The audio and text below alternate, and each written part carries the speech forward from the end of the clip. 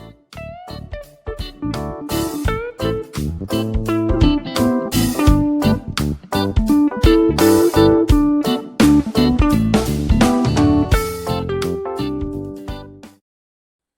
this lecture, we are going to study the origin of spectral lines, selection rules, one electron spectra, and core structure of hydrogen atom.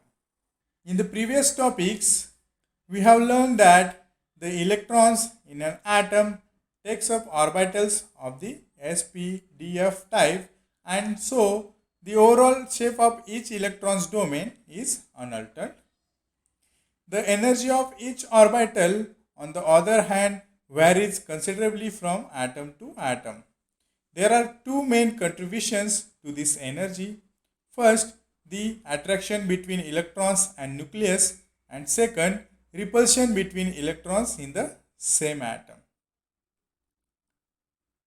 Let us consider the case of hydrogen atom.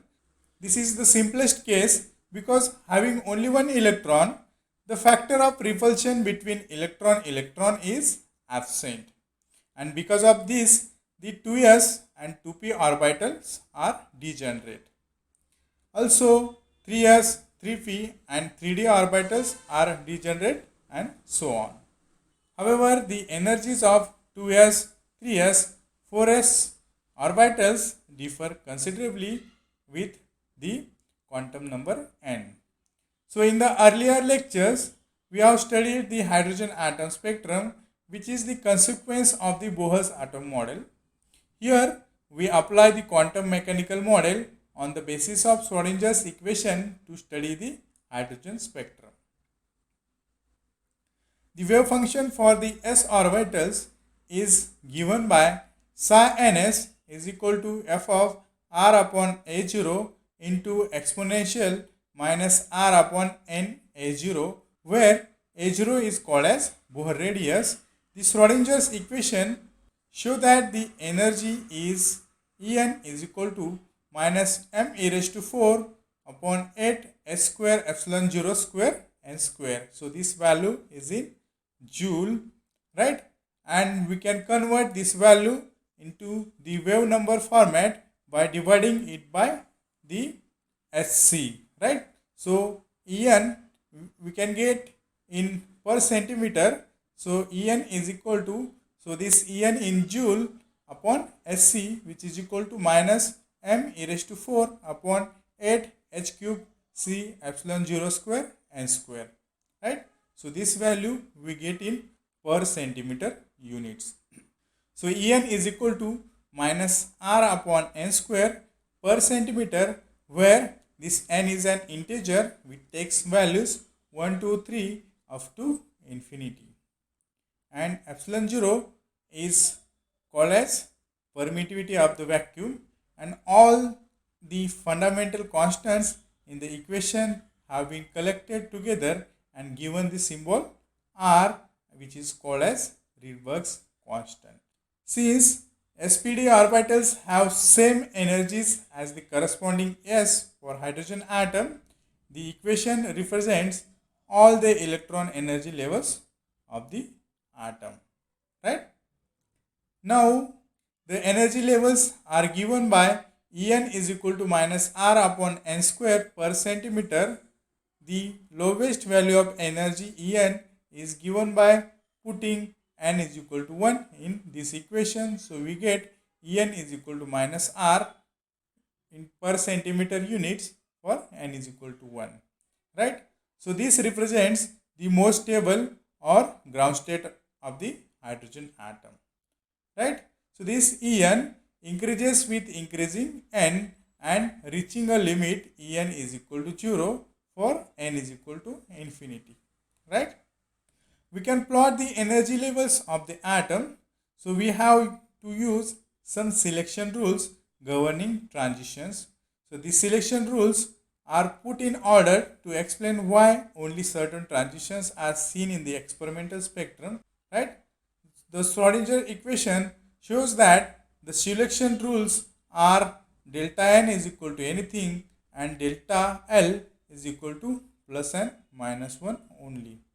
So from these selection rules, we can see that an electron in the ground state 1s can undergo a transition into any p state.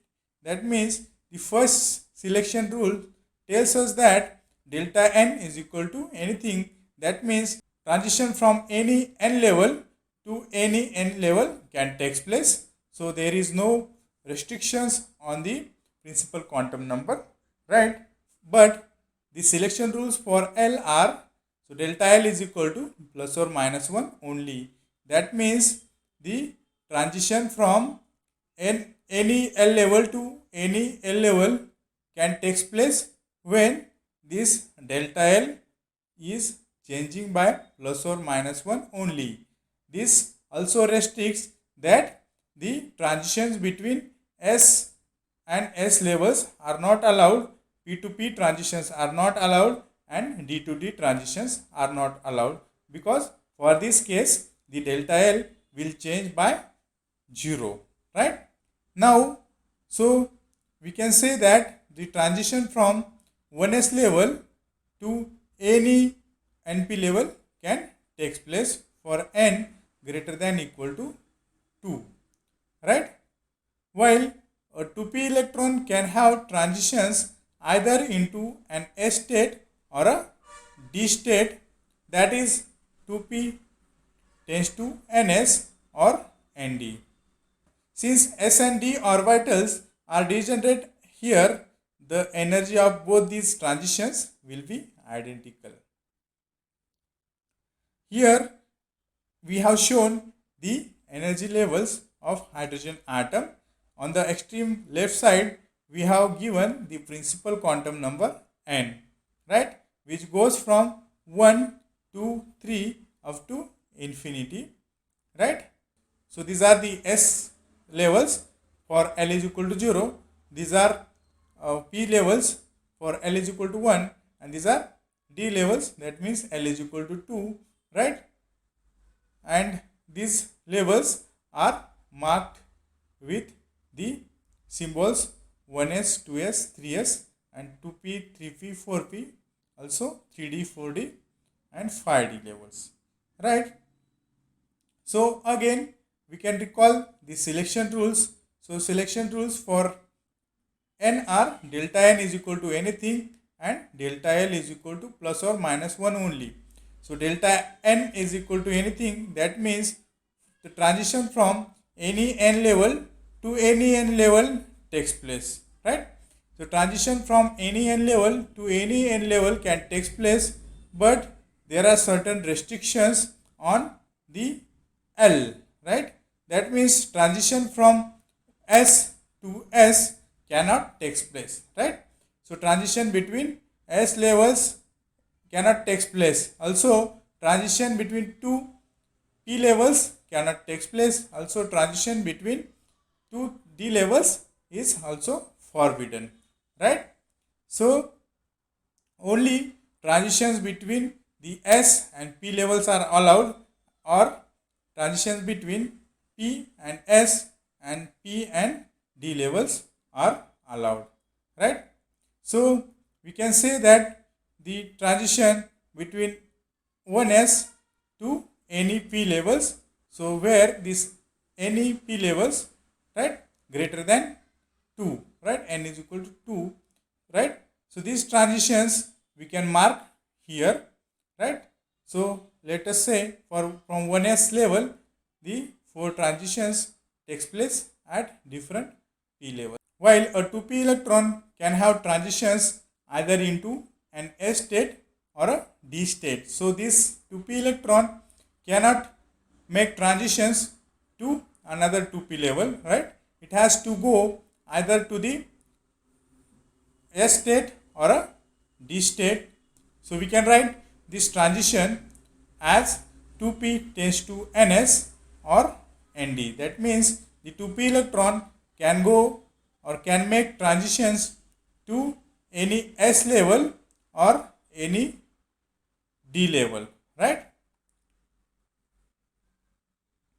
And these transitions, they are shown here, right? So from 2p to any S level, these transitions are marked, and transitions from 2p to any d levels, they are marked here. In general, an electron in a lower state n double prime can undergo a transition into a higher state n prime with absorption of energy, right? So delta E is equal to En prime minus En double prime, which is in per centimeter units, and therefore so we can write nu bar spectra is equal to minus R upon N prime square minus R upon N double prime square, which is equal to R into 1 upon N double prime square minus 1 upon En prime square, which is again in per centimeter units, right? So this R is, we know it is the Rydberg's constant, and this N double prime means the lower state and N prime means the higher state, right? So an identical spectral line will be produced in emissions if the electrons fall from the N prime to N double prime. That means the same or identical spectral line will be produced in the emission spectrum. When the electron falls from the N prime level, that means upper level, to the lower level, that is N double prime level, right? So in both the cases, L must change by unity, that is delta L should be changing by plus or minus 1 only, right? Let us consider some of the absorption transitions. So these are some transitions. So 1s undergoes transitions to n prime p, where n prime is equal to 2, 3, 4 up to infinity. For this, n double prime is equal to 1, and therefore we can write nu bar Lyman, that means the wave number is equal to R into 1 minus 1 upon m prime square. It is in per centimeter units, right? So we can write, which is equal to R minus R upon n prime square, right? So we get 3R upon 4, right, comma 8R upon 9, 15R upon 16, 24R by 25, etc., right? For n prime is equal to 2, 3, 4 up to infinity, right? So if we put n prime values as 2, 3, 4 in these equations, so we get these different values, right? Hence, we expect a series of lines at the wave numbers given above. This series observed in the hydrogen spectrum and is called as Lyman series after its discoverer. Various series of spectral lines in the hydrogen atom occur when the electrons jump from the higher orbit to the lower orbit, right?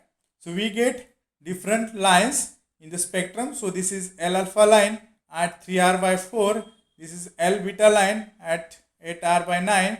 This is L gamma line at 15R by 16. And this is L delta line at 24R by 25. Right? So the last line, that is dotted line at R in a given series, is called as series limit. And we can see that the spectrum converges at this point. And from the given spectrum, a very precise value of R can be determined, which is equal to R is equal to 109,677.581 per centimeter is obtained, right?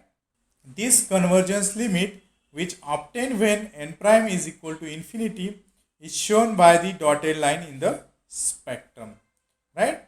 That means when transition from the lower level to the highest level, that means n prime is equal to infinity, takes place, then we get this kind of line in the spectrum. It plainly represents the complete removal of electron from the atom, that is ionization. And the energy required to ionize the atom is given in per centimeter by the value of R, right? So it is called as ionization potential also. Using conversion factor of 1, per centimeter is equal to 1.987 into 10 raised to minus 23 joule. We have a very precise measure of the ionization potential from the ground state, that is from 1s is equal to 2.1781 into 10 raised to minus 18 joule, which is equal to 13.595 electron volt, right? So we can get the ionization potential from ground state of hydrogen atom, and which is nearly equal to 13.6 electron volt, right? So all the spectral lines in the Lyman series fall in the ultraviolet region of the electromagnetic spectrum. Here in this diagram we can see that the same spectral lines in wavelength or in Armstrong units, right? So earlier figure was for the wave number units. So here we have the wavelength units, that means in Armstrong units. So we get the Lyman series, right? So first line in the Lyman series, it's shown at 1216 Armstrong. We call it Lyman alpha line. Second line is Lyman beta line, that is 10246. That means 1026 Armstrong, that is Lyman beta line. Third line is Lyman gamma line at 972 Armstrong, and series limit is obtained at 912 Armstrong, right? So next series is Balmer series, right? So another set of transitions arise from an electron initially in the 2s or 2p states, and when the transitions from these 2s or 2p states takes place, then the series arises, which is called as Balmer series. That means the transition between 2s to any p levels or 2p to any higher s levels takes place. In that case we can say the Balmer series will occur, and in that case the wave number for Balmer series, nu bar Balmer, is equal to r into 1 by 4 minus 1 by n prime square, which is in per centimeter units, and therefore we get different spectral lines.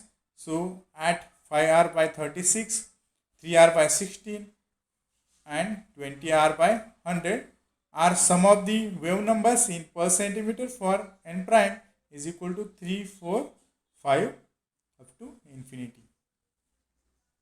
Thus we expect another series of lines converging to 1 by r per centimeter. That means for n prime is equal to infinity, we get a series which converges at r by 4, right? And this series is called as Balmer series after its discoverer, right? And since Balmer series falls in the visible region, it was the first series which was discovered in the case of hydrogen atom. Its conversion limit is r by 4, represents the ionization potential from the first excited state, right? That is from the n is equal to 2 level, right? So here we have shown the Balmer series, right? So first line is called as H alpha line, which occurs at 5r by 36. Second line is H beta line, which occurs at 3r by 16. Third line is called as H gamma line, and fourth line is called as H delta line, right? And the series limit occurs at r by 4, right? So since the Balmer series falls in the visible region, from series limit a precise value of Rydberg constant can be determined, which agrees with that obtained from the Lyman series. So below image shows the visible hydrogen emission spectrum lines in the Balmer series, right? H alpha is the red line at the right side, right? 4 lines counting from the right are formally in the visible range. So 4 lines, so first 4 lines, so that means this one, this one, this one and this one, they fall in the visible region, right? And lines 5 and 6 can be seen with the naked eye but are considered to be ultraviolet as they have wavelengths less than 400 nanometers. So other similar series called as Paschen, Brackett, Puffin, etc. are observed from m double prime is equal to 3, 4, 5. All these spectral lines were observed much before the modern theory of atomic structure has been developed. The spectral lines were correlated empirically by Rydberg and he derived an equation for them. The next higher levels are Humphreys, Hansen and so on. However, these spectral lines are very faint because of the rare possibility of such transitions. It should be mentioned that each line series have discussed shown a continuous absorption or emission to higher wavelengths of convergence limits. The convergence limit represents the situation when the atomic electron has absorbed just sufficient energy from radiation to escape from the nucleus with zero velocity, right? So it can, however, absorb more energy than this and hence escape with higher velocities. Since the kinetic energy of an electron moving in free space is not quantized, any energy above the ionization energy can be absorbed and hence the spectrum in this region is continuous, right? So here we can see that in the case of hydrogen spectrum, right? So this is for Lyman series, right? When the transitions from n is equal to 1 to the n is equal to infinity state takes place, right? We get a transition and that transition is shown by the dotted line at R, right? So this line is called as the series limit. This series limit or convergence limit means it represents the situation where atomic electron has absorbed just sufficient energy to escape from the nucleus with zero velocity, right? So this electron will absorb sufficient energy to go to n is equal to infinity level, right? That means its velocity will be zero. That means its kinetic energy will be zero. That situation is represented by this dotted line. And since the energy levels above this energy level, they are not quantized, that means electron can escape with higher velocities, right? So it can absorb higher energy than this energy. That means it can absorb any amount of energy above this energy and it can escape with higher velocities, right? Because the electron moving in free space and that free space is not quantized, right? So any energy above the ionization energy can be absorbed and the spectrum in this region is continuous. So above the series limit we get a continuous spectrum, right? So below the series limit we get the discrete kind of spectrum. So we get discrete spectral lines, but above the series limit we get a continuous spectrum. It is because electron can absorb any amount of energy above its ionization potential, right? And hence we get a continuum of spectral lines or we get a continuum of spectrum, right? For the transitions above the we can say n is equal to infinity, right? In summary, we have learned the origin of spectral lines, selection rules, one electron spectra, hydrogen spectrum, its core structure, right? So in the next lecture we are going to study the electronic angular